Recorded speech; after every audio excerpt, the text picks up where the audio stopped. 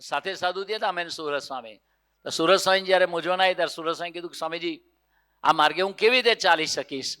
ત્યારે સ્વામીજીએ કીધેલું, પોતાનો અંગૂઠો પગનો બતાવીને, મારા અંગૂઠાનું ધ્યાન કરજે, છેક અક્ષરધામ જતા સુધી કશી તકલીફ નહીં પડે. તો એક સ્મૃતિની વાત છે એમ. પણ એ ભગવાન અને મોટા પુરુષ જ્યારે આવી સ્મૃતિ આપે છે ત્યારે આપણે ખરેખર વિશ્વાસથી કરવાના. અમે 93માં કેનેડાની અંદર આવી અમરીશ શિબિર પતી અને બધા હરિભક્તો લાઈનથી પગે લાગવા આવતા હતા.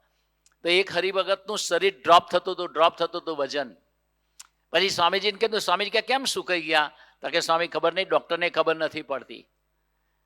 તો કે સ્વામી બહુ સુકાતું જાય છે. સ્વામી આમ થઈ ગયા હતા હરિભગત.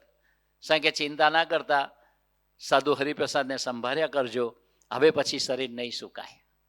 આ તો હું બાજુમાં હતો. સ્વામીજી પોતાનો સેવક ભાવ છોડતા નથી કોઈ દિવસ, પણ આવું દર્શન એમને કરાયેલું.